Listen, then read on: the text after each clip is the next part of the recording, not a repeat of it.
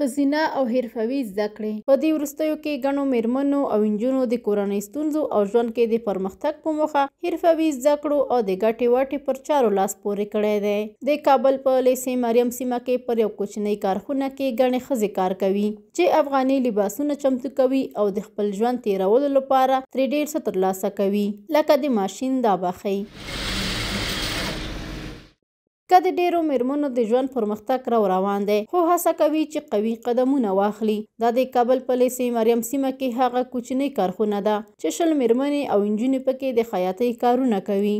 د ځینو یې کار زده دی، ځینې هڅه کوي زده یې کړي او ځینې بیا د ژوند یو بل ګام ته تیاری نیسي چې د جوګه شي نورو ته هم کارونه برابر کړي.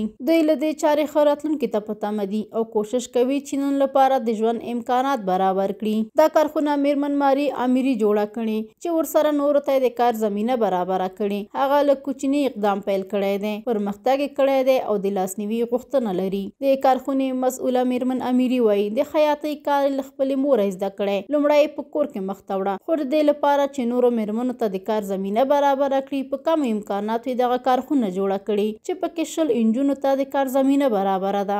مدت به حساب از اینکه از ما زیاد میشه، مدت 12 سال میشه در این رشته کار میکنم، اما رسمی که کار میکنم جواز گرفتیم یا مدت 7 سال میشه که در این رشته کار میکنم. ما خب اول سرمایه گذاری از بسیار پول ناچیزی از 5000 حال شکر به حساب کارگاه ما کلانتر شده، متوسط شده، حال یک ذره سرمایه گذاری کردیم. میرمن امیري وایي له وړاندې هم دا مسلک و، خو په دې وروستیو کې له ځان سره د نورو لپاره د کار جوړولو فکر وکړ.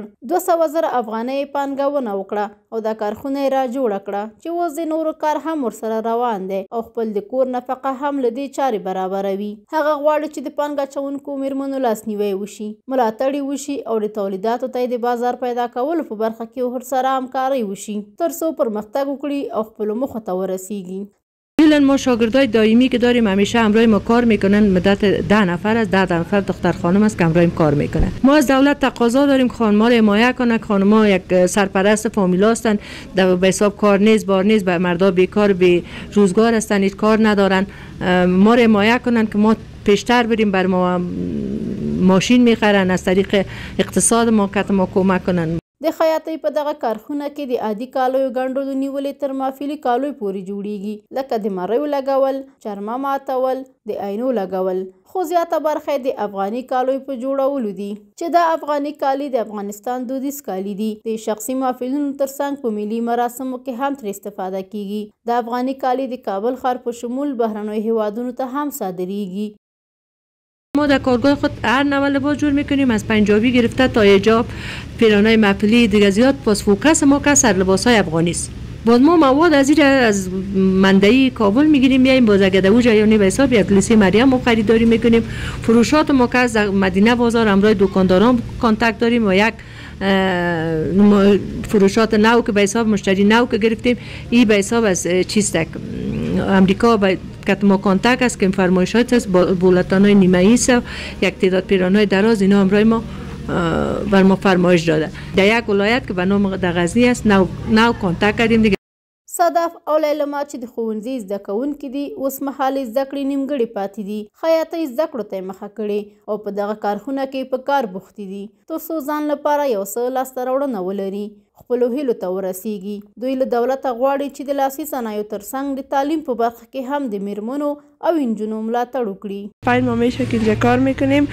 کار ما خدا در 5 ماه تانستیم در یک جای برسیم، خواستیم از توانایی ما کوشش کردیم در اینجا رسیدیم. مکتبا بسته شد و به کار خیاطی مشغول شدیم.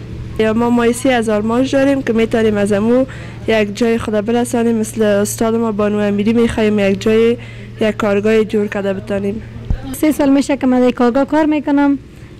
بسیار چیزا رو در اینجا هر قسم دوخت یاد گرفتیم.